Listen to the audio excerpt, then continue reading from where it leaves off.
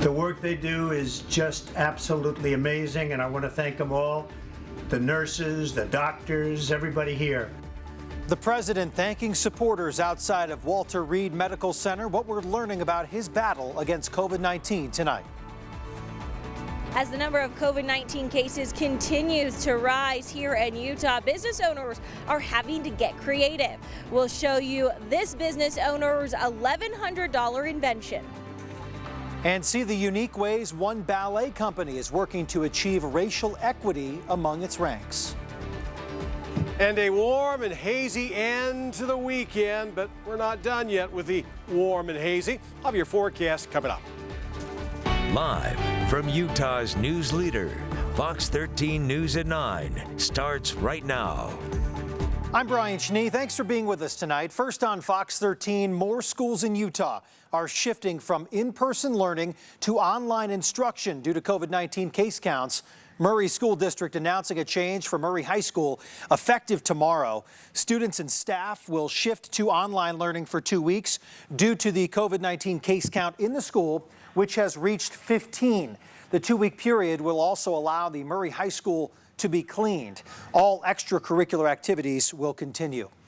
Due to a slight uptick in cases, Paiute County School District has implemented a 2-week digital instruction period beginning tomorrow. The district says they have only had about 5 cases, but more than 60 Paiute High School students were absent this past Friday due to quarantines and other illnesses. They're also having a hard time finding substitute teachers to fill in for staff. In-person instruction is scheduled to resume on October 21st. Now to our other top story, the president and his battle with COVID-19. Today, President Trump left his hospital room to pay a surprise visit to his supporters outside of Walter Reed Medical Center. Emily Schmidt is there on the ground outside of the hospital in Maryland with the latest.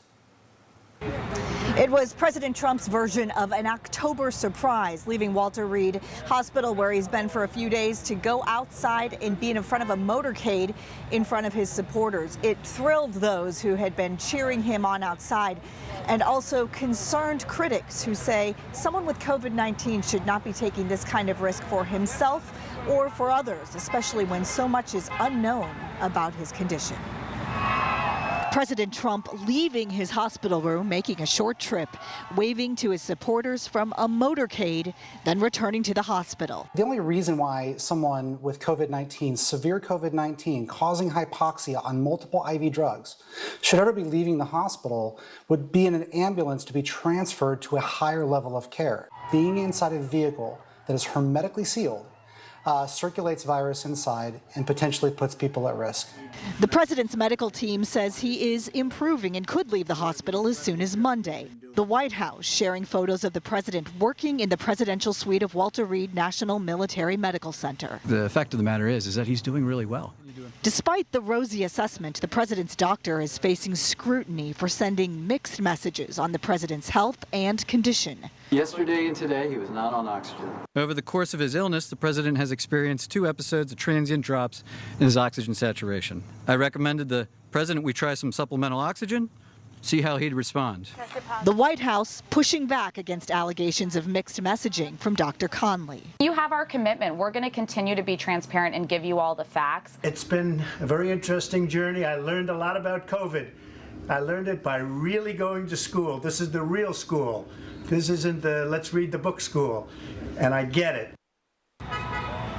President Trump in that video, though, did not say exactly what he got about COVID. Still waiting for details on that. The White House schedule for tomorrow shows no formal events on President Trump's calendar. Reporting at Walter Reed National Military Medical Center, I'm Emily Schmidt. Now back to you. Despite the president's COVID-19 diagnosis, the vice presidential debate between VP Mike Pence and Senator Kamala Harris is scheduled to take place Wednesday still at University of Utah's Kingsbury Hall. We're told the University of Utah is starting to lock down parts of campus ahead of the debate. We'll have full team coverage of the debate later this week during our newscasts and online. Now to today's COVID-19 case count in Utah. Utah Department of Health reporting 1,393 new cases. That is the second highest daily case count in the state. The rolling 7-day average stands at 998 new cases per day, with 13.7% of people testing positive. 2 more deaths to report tonight, both of them in southern Utah. A man and woman over the age of 65 from Washington County. There have been a total of 478 deaths in Utah. Today marks the 4th day in a row where more than 1,000 people tested positive for COVID-19. Restaurant and bar owners are having to find creative ways to safely bring in customers, with COVID continuing to spread. Fox 13's Sydney Glenn shares how an idea from the National Restaurant Association has helped the downtown Salt Lake business owner boost her sales by more than 20%. On a popular downtown street, the Green Pig Pub has been here for more than a decade. Before coronavirus, we had points of times where standing room only, where you literally had to push your way through crowds of people. These days, busy has taken on another meaning: busy cleaning. Sanitizing like crazy. We're wearing the finish off my tables by so much sanitation. And busy finding ways to make money with COVID-19 restrictions in place. We were operating with 9 tables and couldn't pay the bills on 9 tables. You know, the employees couldn't pay their bills with 9 tables.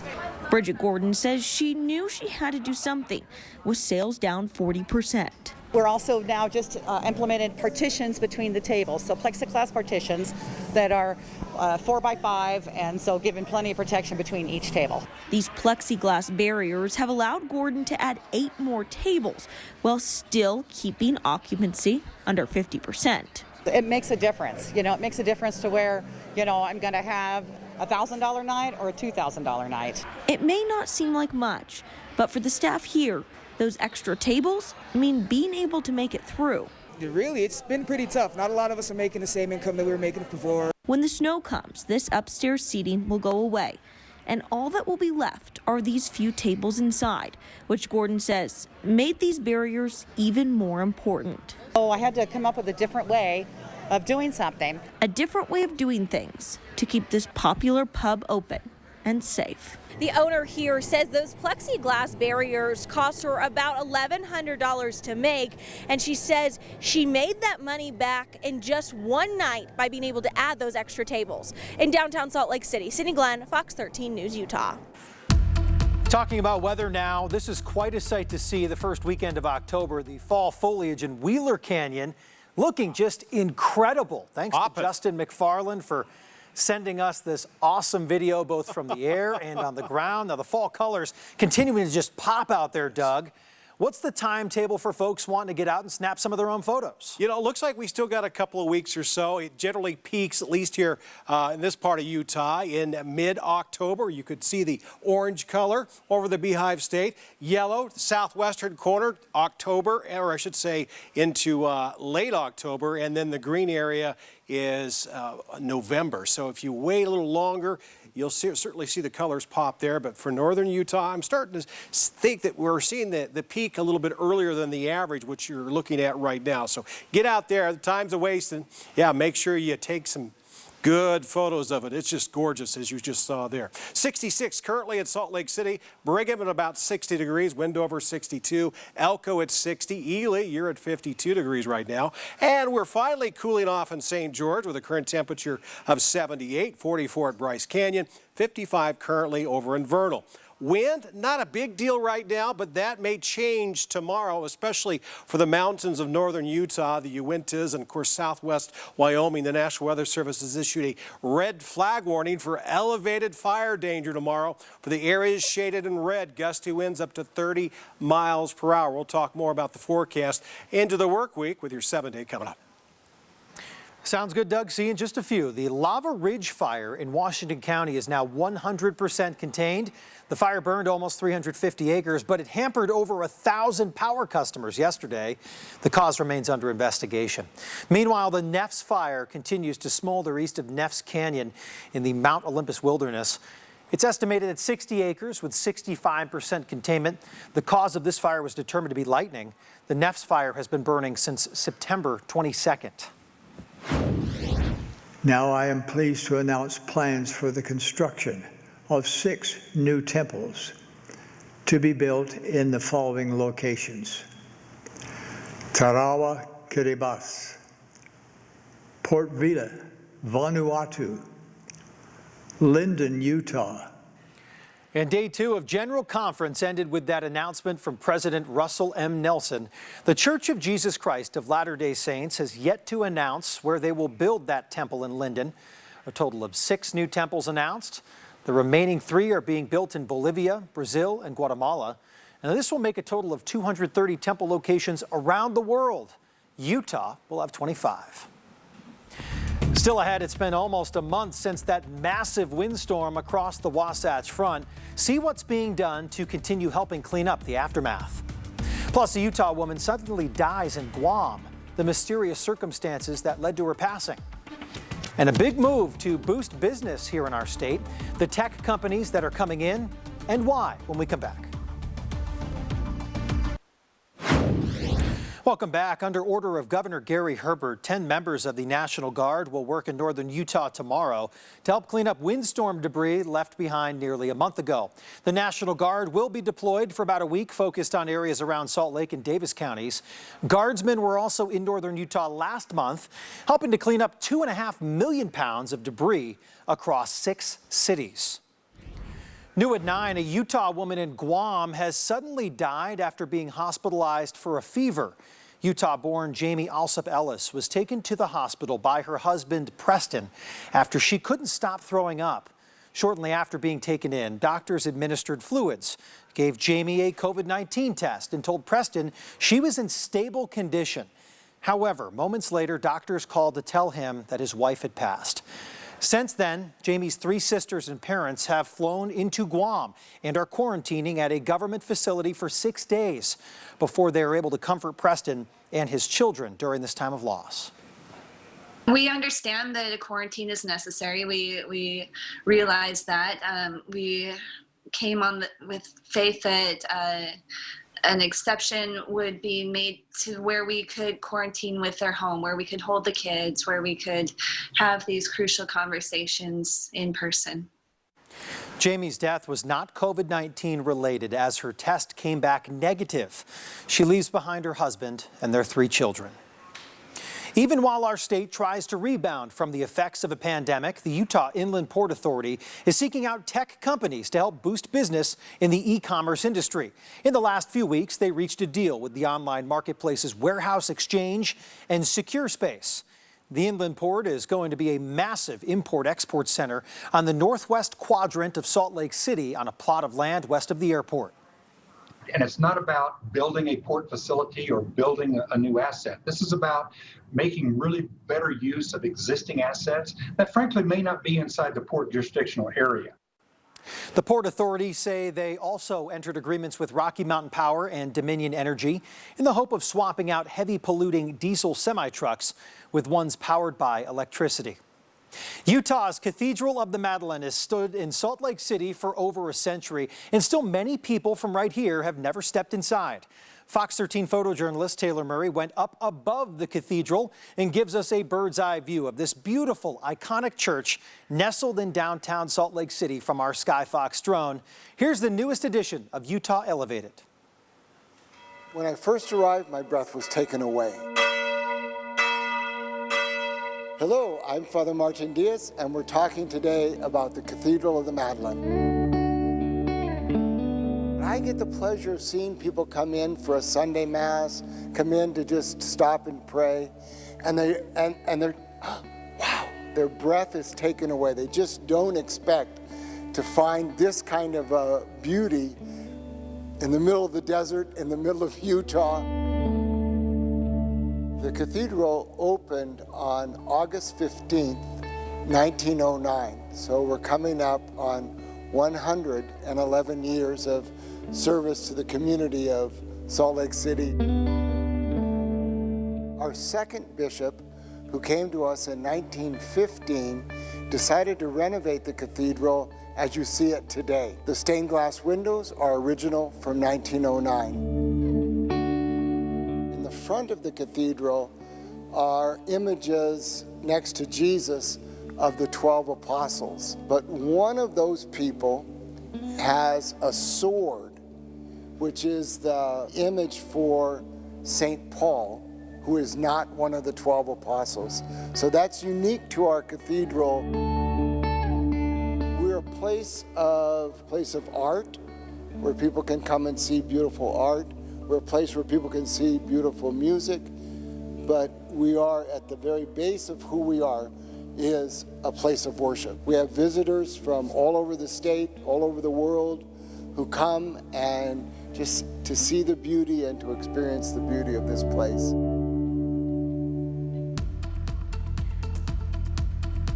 Some remarkable drone footage there, and you could almost see further in that picture. Yeah. I mean, the air was much better that day. Pristine. Yeah, than what we were seeing today, Doug. The visibility for some from mountaintop to mountaintop wasn't really there, but made for some nice photos at sunset. Oh, I'll tell you what, here's one of those photos up in Bear Lake. Yeah, the upside of bad air quality. There you go. And a flock of birds to boot. Yes, some geese flying over the lake. This is taken by Carol. Nicely done. Thank you for emailing that one in. Gorgeous photo. And of course, we like sunrises too, so keep those cameras clicking. Your camera phones, keep them coming in. And we like seeing the fall colors as we showed you earlier. It's just been incredible over northern Utah, so there you go. And here's the downside of the air with all the haze and smoke. Anywhere from moderate to unhealthy air up and down the Wasatch Front. Unhealthy for sensitive groups. So if you have, any kind of lung disease, respiratory issues, asthma, you want to limit your outdoor activities. This is the current map, and I don't think this is really going to change anytime soon, at least over the next several days. We have high pressure over the top of us, and then high pressure keeping things pretty stagnant, also bringing in more smoke from California. We had some smoke from the northwest. Now it's coming in from the west. 66 right now in Salt Lake City.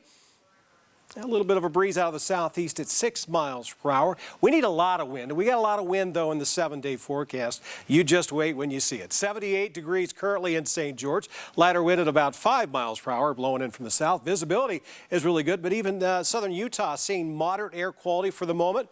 That may change as the week progresses. Tonight's temperatures, we're back down in the 50s in St. George, 55 to be exact. Salt Lake City will see a low temperature of 54.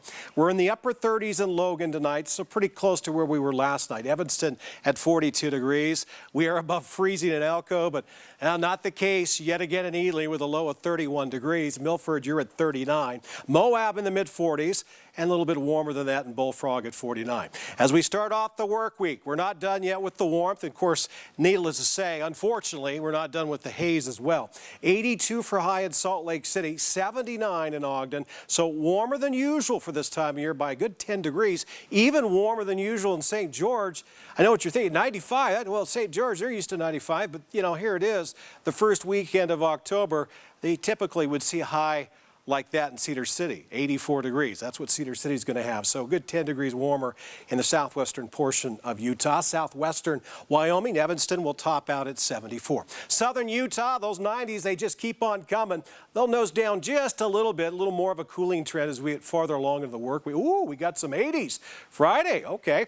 And then Saturday, there is a slight chance. 30% probability. Basically, don't hold your breath, but definitely some clouds, and we'll be even cooler as we go into the weekend. And a bunch of wind on Sunday with high temperatures in the mid-70s. So we go from above average to below average, so here we are, from one extreme to the other. That's what it's about in Utah, right? Wasatch Front for the next 7 days. We'll start off for the first 3 days. We're in the mid-80s on Wednesday. We'll keep the mid-80s around for one more day, 79 on Friday, and then some wind. We turn cooler. Look at Sunday. There's a chance of some rain. Right now it's 50-50 and a high of only 49 degrees. So change of coming. It's not going to stay like this forever, Brian. Doug, thank you. We'll take advantage of this week. Still ahead tonight, Ballet West is looking to break new ground with some changes to their company, so we'll explain how they're working to welcome all dancers. Plus, concerns about the rise in anti-Semitic attacks in our country, how a Salt Lake City rabbi hopes teens can break the cycle of hate. And when you cannot watch Fox 13 News live, you can always watch us streaming online for free on Roku, Fire TV, and Apple TV. Get all of your news and weather and other features. Just search KSTU on your device and install it today. We'll be right back. The next time you go see a performance put on by the Ballet West Theater Company, you might notice some changes with the dancers. Fox 13's Spencer Joseph shows us the subtle adjustments being made by the ballet company and the bigger message they hope to get across. When you see ballerinas at work at Ballet West, they may not look like your traditional ballet production. Instead of the typical pink tights and pink shoes, they'll more closely match the individual dancer's skin tone. So I'd been thinking about that for a long time, and I thought, you know what? I think it's time to reevaluate how we look at that.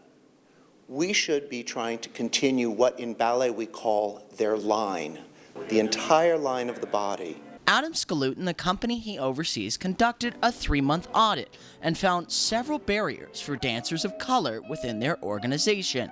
Now they're working to remove those barriers and make it the same standard for dancers across the board. Some of those changes include adjusting the color of the straps on the ballerina's dress to match their skin tone, and not using makeup that tries to indicate a dancer's race or ethnicity other than their own. It may seem like a small thing, but it is enormous on a lot of levels. But the head of the ballet company says this is worth it.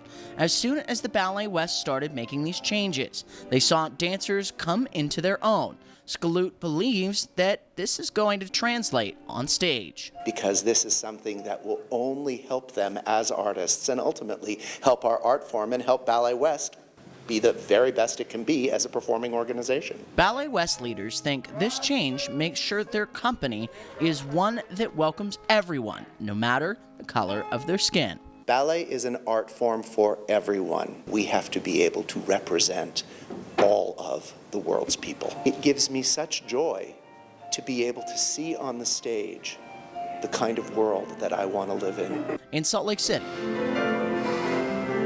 Spencer Joseph, Fox 13 News, Utah. Still ahead on Fox 13 News at 9, see how the state of Utah is helping prevent the spread of COVID-19 and help some small businesses at the same time. Plus, today is National Fallen Firefighters Memorial Day, how we're remembering the lives lost right here in Utah. And Utahns buying out ammo and guns at local shops. What's behind the surge?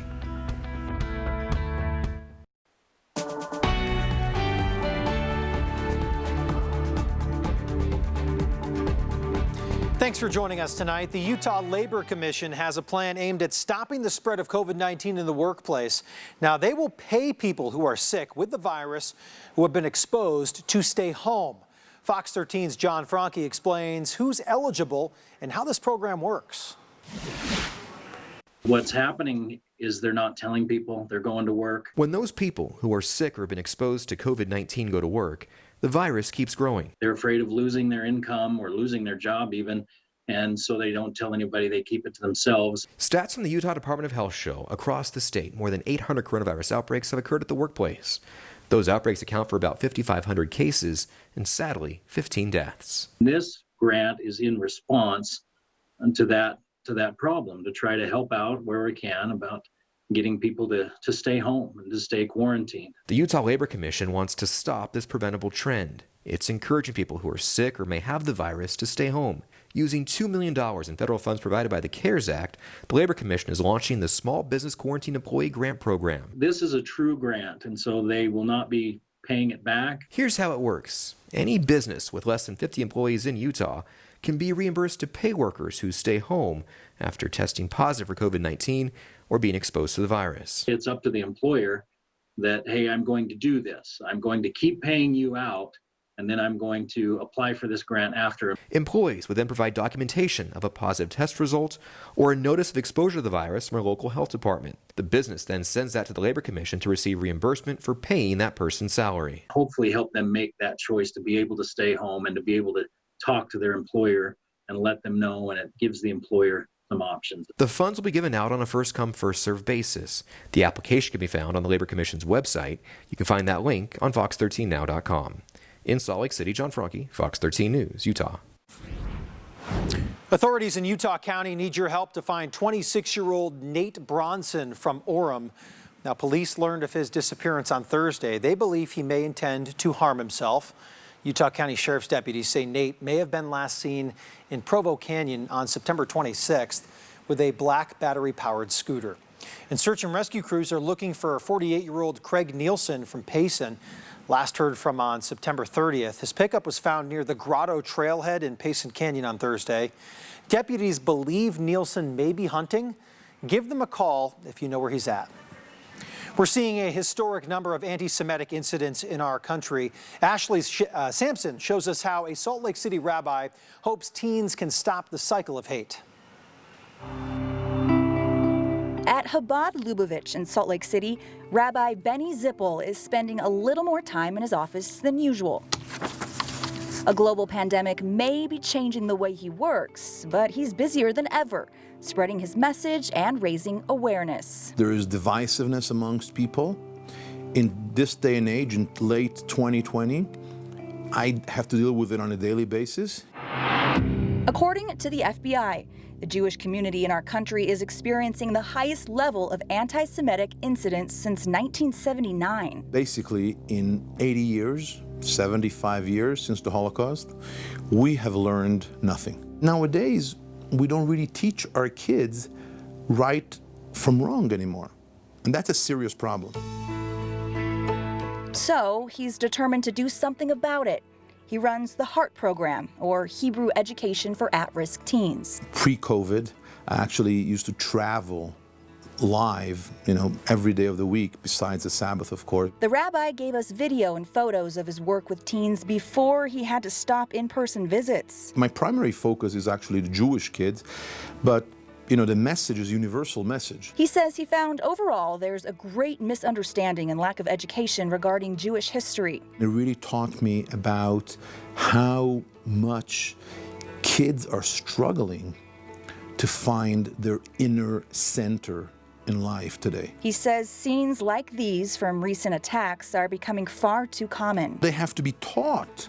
They have to be educated that even when you are angry, when you are resentful, when you are upset about some things, there is a way to let out your frustrations in a positive way. He hopes teaching our country's youth will slowly bring change and understanding, and perhaps stop the cycle of hate. But we have to educate our youth today about meaning and purpose. In Salt Lake City, I'm Ashley Sampson reporting. Today is National Fallen Firefighters Memorial Day. This weekend, the Draper City Fire Department remembered two of their fallen brothers. They are Battalion Chief Matt Burchett and Fire Marshal Brian Robert Thatcher. Draper City Fire says it wasn't only a time to remember Thatcher and Burchett, but a time to also remember all firefighters who put their lives on the line. Our brothers and sisters that are in California and across the nation fighting wildfires, who go out and do our jobs. Doesn't matter if it's a holiday, doesn't matter what day of the week it is, rain, snow, sleet, we're out there doing what we do. Today also kicks off National Fire Prevention Week. Firefighters in Draper are urging people to take the time to better educate themselves on how to prevent fires. In West Valley City, a motorcyclist was hospitalized in serious condition after being hit by a car. Police say the 58-year-old was turning south onto Redwood Road when a northbound car struck him. The man suffered a head injury as well as a broken leg. Authorities believe he did not notice the oncoming car. A good ending to a scary situation in Utah County after a hiker was rescued from being stuck on the rock face at Bridal Veil Falls. Deputies say the hiker called for help around 8 last night. The climber is a 37-year-old experienced mountaineer who had climbed at Bridal Veil Falls in the past. The sheriff's office says if you are climbing without specialized training or equipment, the best thing to do is what this climber did, which is to stay put and call for help. Nationally, gun sales have been spiking for months ahead of Election Day. Fox 13 News spoke with local gun store owners to find out if Utah is seeing a similar increase and what may be behind the jump in sales. Max Roth has this in-depth look. I've seen the crime bill days with Bill Clinton, the crime bill and the Brady bill. That was a significant increase, back in the mid-90s, 93, 94. I've seen I've seen the Barack Obama days when things got crazy when Barack got elected, and that was quite significant. This one has eclipsed that. According to the National Shooting Sports Foundation, gun shops in the U.S. reported a 95% increase in firearm sales and more than 100% increase in ammunition sales during the first half of 2020 compared with the same period last year. Utah in 2020 have been 119,958. So nearly 120,000 background checks for the sale of a firearm in Utah so far in 2020.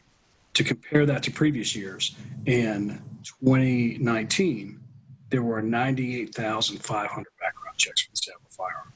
So Utah has far exceeded their 2019 total. Retailers like Utah's Doug Shootin' Sports say the increase in demand is a combination of a lot of factors, like the coronavirus pandemic. There's a lot of uncertainty out there, and I think many people are wanting to be responsible and be prepared for that type of uncertainty. And protests and demonstrations causing civil unrest. It's a lot of people finally realizing that they're not as safe as they think, especially in their own neighborhood. So they're just coming in to protect themselves, and I do understand that. And the upcoming election. I just want to be prepared for whatever changes come, whether it be in the law or whether they're trying to mess with the constitutional rights of the people.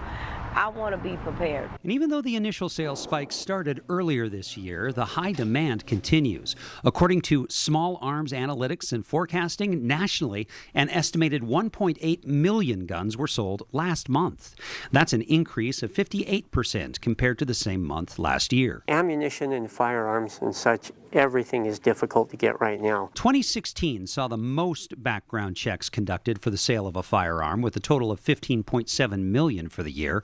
So far in 2020, 13.8 million background checks have already been conducted. We're talking about a right that isn't a white right, it isn't a black right, it isn't a red state right or a blue state right. This is an American right to be able to keep and bear arms and provide for the safety of you and your loved ones. It's not uncommon for sales to spike during unrest or before an election, but the sustainability of this increase has some gun control advocates concerned. My main concern as a mom and a teacher and a volunteer for Moms Demand Action is that I get candidates who are going to vote for gun sense policies. No matter how you feel about gun sales or gun control, the main thing to have your voice heard is to research candidates' views on the subjects and vote accordingly. Voting is the main way you can help shape gun laws in your community. Max Roth, Fox 13 News, Utah. Still ahead, after being closed for a half a century, Allen Park is back open to the public. We'll take you there. Plus, how the delay of the latest James Bond movie's arrival to the big screen may lead to the temporary closure of an entire movie theater chain. No Time to Die, the latest James Bond film, has been delayed again. It was already bumped once because what studio doesn't want a packed theater for their blockbuster? Fox 13's Brian Champagne explains the waiting is tougher on theaters than the fans. James Bond's latest is called No Time to Die. Now the studio that made it decided it's no time to release it in theaters. Your big screen shot at this action got bumped in April to November, now April 2021. That affects Bond fans. I've seen everyone, so yes, multiple times. And the movie theaters that now have to wait for a sure blockbuster. That was going to be probably the movie that got people back into the movie theater, because who doesn't love Daniel Craig? Anderson worked at the Providence Megaplex when COVID limitations first hit. We don't make our money off of selling tickets. We make our money off of selling the concessions. And most of the time during COVID, people weren't just buying the concessions. They were just coming to their movie with their masks on and just trying to get their movie watched. That may be the last of the licorice sales for Regal. Their parent company tweeted they are considering closing their UK and US theaters. A Megaplex theater rep says they're hanging in there with a mix of old and new movies, theater rentals, and special promotions. Movies on the big screen, it doesn't get much better than that. But it's not getting better for theaters waiting for big hits to bring in popcorn crunching fans. It's more fun in person because you get to sit in those nice chairs and then get all those snacks. And while Charisse says there are more important things than her Bond movie for now, I do think entertainment's important and that we should find a way to continue to have people have that outlet for, you know, some escapism and some joy. while the Regal shutdown is not for certain, Caden says the best way you can support your local theater is to buy popcorn. In Logan, Brian Champagne, Fox 13 News, Utah. Up next, the Utah Department of Health has a new campaign aimed at helping teens and young adults during COVID-19. We'll show it to you when we come back. Jeff? Yeah, coming up in sports, RSO plays at home tonight against LAFC, and it was Game 3 of the NBA Finals, plus the NFL. Former BYU Cougar Michael Davis, a big moment against Tom Brady. Was it enough to pull out the win over the Bucs? The highlights are on the way.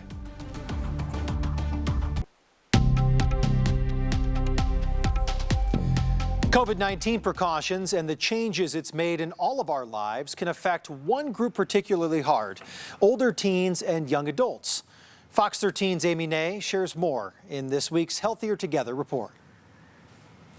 Many high schoolers and college-age students are struggling to stay the course, to take those steps to stop the spread of COVID-19 at this time. Dr. Amy Kahn from Regents Blue Cross Blue Shield of Utah says we're all feeling pandemic fatigue, tired of the life-changing measures we've all had to take in recent months. Our older teens and young adults are really in a quite dynamic period in their life. They're learning, they're maybe getting some job training, they're exploring their, interests, they're adulting, if you will. Some are marrying, some are starting their families. And so the requested lifestyle changes and adoption of these public health practices are tough when you layer that on top of all those other things that they're doing in their life. So it's not surprising that these folks are challenged.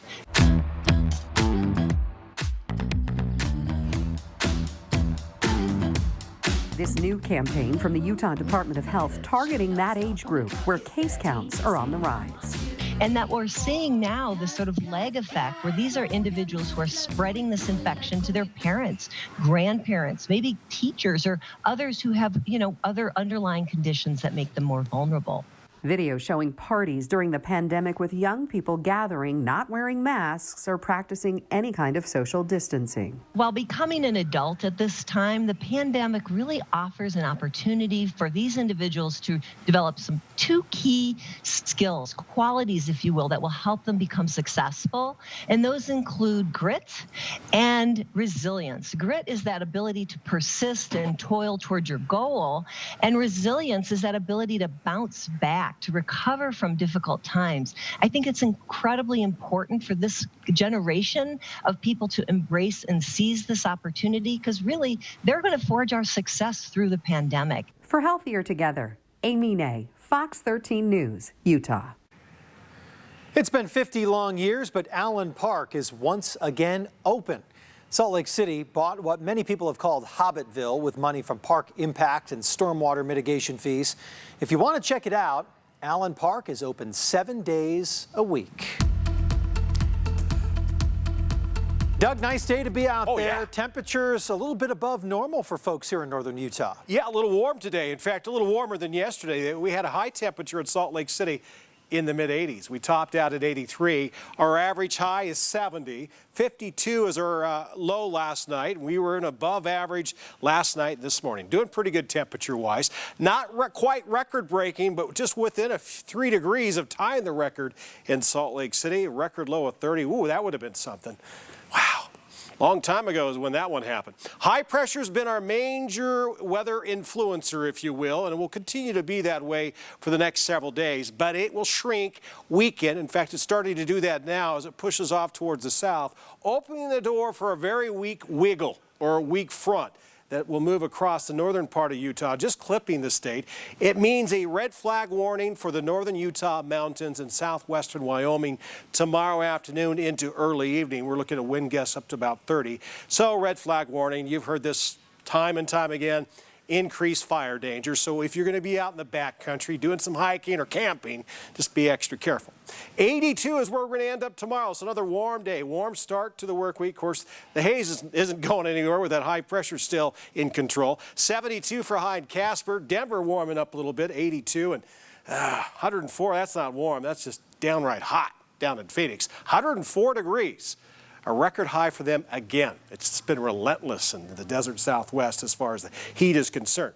85 in Elko tomorrow, 81 in Wendover, plenty of sunshine, 83 in Delta, 83 in Fillmore. For southern Utah, we'll be in the mid-90s again. Kanab, you'll be in at 90, and it looks like we'll be in the mid-80s over in Cedar City. Milford at 86 degrees, near 90 in Bullfrog, so warming up just a tiny bit ahead of that front. Duchesne at 81. Vernal, 78 degrees with lots of sunshine. Price at 82. And for the Wasatch Front and Back, Provo, you're up to 78 tomorrow. Ogden into the lower 80s. All these temperatures, even Park City, will be warmer than average with a high of 73. Southern Utah for the next 3 days, we're still in the 90s. Lows will be in the mid to upper 50s. And then we cool off a little more. We got some 80s coming up. And then 70s for southern Utah. There's even a rumor we could get some rain, slight chance at least on Saturday. A bunch of wind for sure, and we'll cool off some more on Sunday. Wasatch Front, like in the 80s, we got more. We're not done yet. Last day of it, at least this week, will be on Thursday. We'll top out at 85. A little bit of a cooling trend. Saturday, 73 and mostly sunny. And look at that, 59 waiting for us next Sunday. Sweater weather, and you may want to get your umbrella. Possibility of rain. There was Sunday night soccer at Rio Tinto Stadium as Real Salt Lake took on LAFC. RSL beat our LAFC 3-0 a month ago. Boy, it was a different story tonight, though. LAFC on the attack.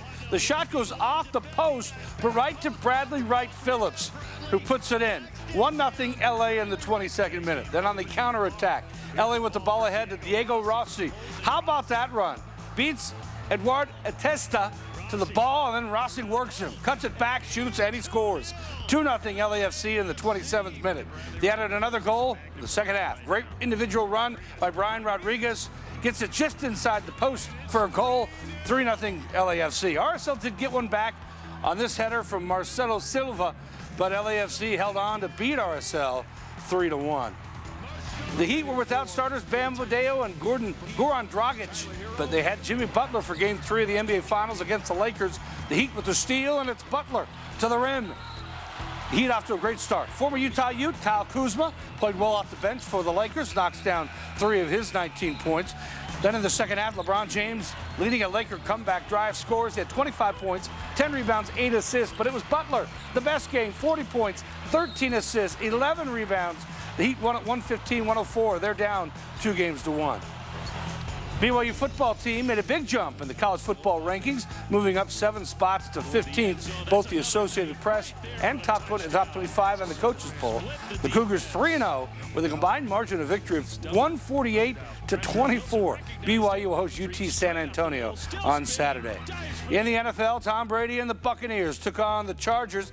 How about former BYU Cougar Michael Davis steps in front of this pass from Brady, gets his first interception of the season, his third of his career, and turned it into a pick six. First career touchdown for the Chargers, up 14-7. But the Bucs rallied. Brady gets it to Keyshawn Vaughn for the go-ahead score. Brady had 5 TD passes. The Bucs won at 38-31 over the Chargers. The Browns had a 27-point lead over the Cowboys in the fourth quarter, but the Cowboys rallied. Dak Prescott, the former Bingham Miner Dalton Schultz, 26-yard touchdown in the second TD of the season for Dalton. The Cowboys cut the lead to 3, but the Browns put it away. Beckham gets around the defender and then turns it into a huge play. 50 yards for his third touchdown of the game. The Browns beat the Cowboys 49-38. Colts took on the Bears. Phillip Rivers to Mo Alley Cox, one of the few offensive standout plays in this game. Colts up 7-0. And how about former Utah Ute and Leighton Lancer? Julian Blackmon picks off the pass for his first NFL interception, helping the Colts beat the Bears 19-11. Hey, tonight on the Fox 13 Sports page, we'll hear from the Cougars after their win over Troy, plus Tom Holmoe on filling the schedule.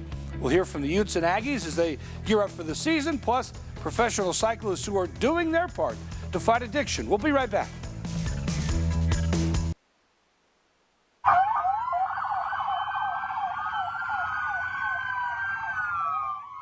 Finally on Fox 13, a Lehigh police officer battling cancer, receiving a touching tribute. Today, the Rockin' Hot Rod Productions car group drove by the home of Sergeant Levi Lewis, who is currently battling leukemia. Now, Sergeant Lewis has played a big role in their annual car shows and fundraisers over the years, and the group just wanted to show him that he is not in this fight alone. Some nice weather outside for that too, Doug. Oh yeah, it's going to keep on coming, that nice weather too. No wind in sight. And temperatures in the 80s, definitely unseasonably warm for the next a few days at least. Thanks for watching Fox 13 News at 9. Quick Cast is coming up next. Sports Page is right after that. Have a good night.